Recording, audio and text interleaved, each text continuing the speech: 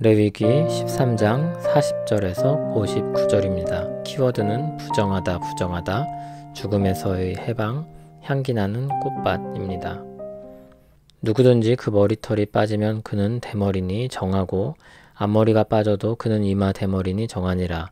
그러나 대머리나 이마 대머리에 희고 붉으스름한 색점이 있으면 이는 나병이 대머리에나 이마 대머리에 발생함이라.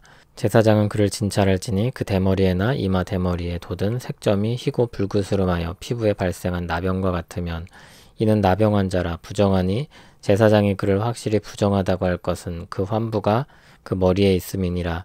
나병 환자는 옷을 찢고 머리를 풀며 윗입술을 가리고 외치기를 부정하다 부정하다 할 것이요 병 있는 날 동안은 늘 부정할 것이라. 그가 부정한즉 혼자 살되 진영 밖에서 살지니라. 만일 의복에 나병 색점이 발생하여 털옷에나 베옷에나 배나 털의 날에나 씨에나 혹 가죽에나 가죽으로 만든 모든 것에 있으되 그 의복에나 가죽에나 그날에나 씨에나 가죽으로 만든 모든 것에 병색이 푸르거나 붉으면 이는 나병의 색점이라.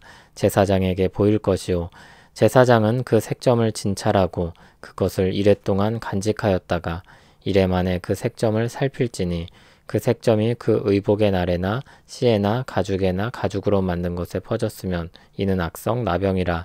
그것이 부정함으로 그는 그 색점 있는 의복이나 털이나 배의 날이나 씨나 모든 가죽으로 만든 것을 불사를지니 이는 악성 나병인즉 그것을 불사를지니라.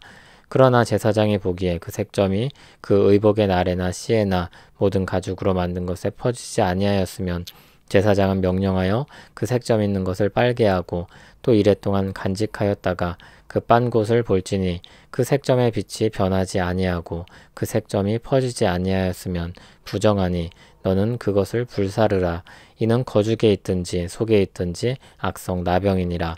빤 후에 제사장이 보기에 그 색점이 엷으면 그 의복에서나 가죽에서나 그 날에서나 씨에서나 그 색점을 찢어버릴 것이요 그 의복의 날에나 씨에나 가죽으로 만든 모든 것에 색점이 여전히 보이면 재발하는 것이니 너는 그 색점 있는 것을 불사를 지니라. 내가 빤 의복의 날에나 씨에나 가죽으로 만든 모든 것에 그 색점이 벗겨졌으면 그것을 다시 빨아야 정하리라. 이는 털옷에나 베옷에나 그 날에나 씨에나 가죽으로 만든 모든 것에 발생한 나병 색점에 정하고 부정한 것을 진단하는 규례니라. 아멘. 40절에는 대머리에 대한 내용이 나옵니다. 이 부분은 대머리 자체에 대한 문제가 아님을 우리가 기억해야 합니다. 대머리에 생긴 피부병에 대한 내용입니다. 머리에 피부병이 생겨서 탈모가 생긴 경우와 피부와 관계없이 탈모가 생긴 경우를 구분합니다. 대머리에 희고 붉으스름한 색점이 있는 경우 관찰하고 진단하여서 나병을 분별하는 것입니다.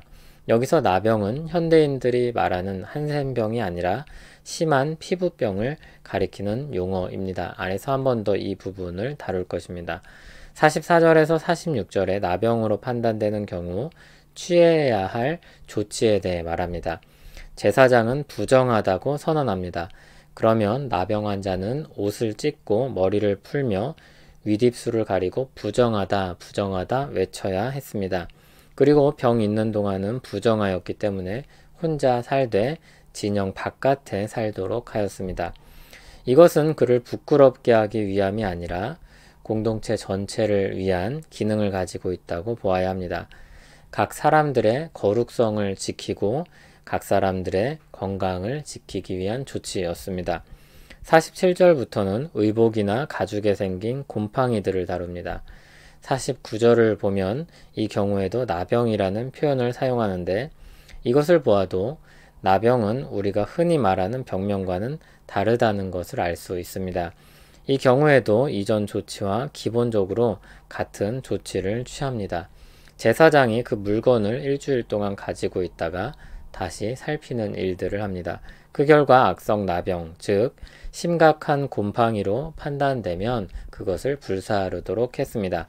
그러나 그게 퍼지지 않는 경우 한번 빨고 일주일을 기다린 다음에 다시 확인합니다. 그때 여전히 색점이 있으면 불사르게 했습니다. 빨고 난 후 색점이 옅어지면 다시 확인 절차를 거칩니다. 만일 색점이 벗겨지면 다시 빨고 정하게 됩니다. 59절은 이 단락을 마무리하면서 정하고 부정한 것을 진단하는 주례라고 말합니다. 이 심각한 피부병은 죽음과 연관됩니다. 죽음은 근본적으로 죄에서 온 것입니다. 그러나 특정한 사람의 병이나 아픔을 간단히 죄와 연관지을 수 없다고 했습니다. 우리는 죄로 인해 뒤틀린 세상 속에 살고 있으며 모든 사람이 그 영향을 받고 있는 것입니다. 그런 점에서 질병이 죄와 연관된다고 말할 수 있는 것입니다. 오늘 말씀 45절에 나오는 것, 옷을 찢고 머리를 풀고 윗입술을 가리는 행위는 당시 장례를 치르는 행위와 같습니다. 민수기 12장 12절을 보면 미리암이 모세에게 대항하다가 나병에 걸렸을 때 아론이 한 말이 나옵니다. 아론은 그가 살이 반이나 썩어 모태로부터 죽어서 나온 자 같이 되지 않게 하소서라고 했습니다. 그 병을 죽음과 연관시킨 것입니다. 이와 같은 질병은 죽음과 연관된 것으로 여겨졌습니다. 그래서 이 질병들을 심각히 여기고 그 부정함이 전염되지 않도록 조치한 것입니다. 나병에 걸린 사람들은 아론이 말했던 것처럼 자신을 거의 죽은 자처럼 여겼습니다. 그 질병에 걸린 기간이 오래되었을수록 낫게 될 것이라는 소망을 잃어버리고 소외감과 괴로움 속에 하루하루 살았을 것입니다. 누가복음 17장을 보면 그런 소외감과 괴로움 속에 살았던 나병 환자들이 나옵니다. 그들은 멀찍이 서 예수님께 자신들을 절망 가운데서 구해주기를 요청했습니다. 예수님은 그들을 고쳐주셨습니다. 그중 한 사람이 제사장에게 자신의 몸을 보인 후에 자신의 모든 사회적 지위가 회복되고 나서 예수님께로 돌아옵니다. 그는 죽은 처지에서 다시 살아난 사람이었습니다. 그는 감사했고 하나님께 영광 돌리는 삶을 시작했습니다. 타락한 이후 사람들은 하나님이 주셨던 낙원을 잃어버렸습니다. 죄로 인해 우리는 죽음으로 밀려났습니다. 그 절망에서 예수님은 우리를 건지셨습니다. 하나님이 사람이 되셨고 우리 죄를 짊어지시고 죽으셨습니다. 그분의 의를 우리에게 고스란히 주시고 하나님 앞에 의로운 자로 여겨지게 하셨습니다. 사랑받는 자녀가 되게 하셨습니다. 그 은혜를 아는 자마다 새로운 인생을 시작하게 됩니다. 하나님께 감사한 마음을 가지고 영광 돌리는 것을 목적으로 삼고 삽니다. 그 은혜들이 여기저기 심겨져서 곳곳에 꽃을 피웁니다. 그런 꽃들이 모인 곳이 바로 교회입니다. 그래서 교회는 꽃밭입니다. 꽃밭에는 이전에 있던 죽음의 냄새가 사라지고 그리스도의 향기가 풍겨납니다. 믿는 자들의 인생이 그렇게 아름다운 것입니다. 여러분의 인생이 그런 가치를 지닌 하나님이 기르시고 보살피는 꽃과 같습니다. 죽음에서 생명으로 우리를 옮기신 예수 그리스도의 놀라운 은혜와 사랑에 감사합니다. 주께 모든 영광을 올려드립니다.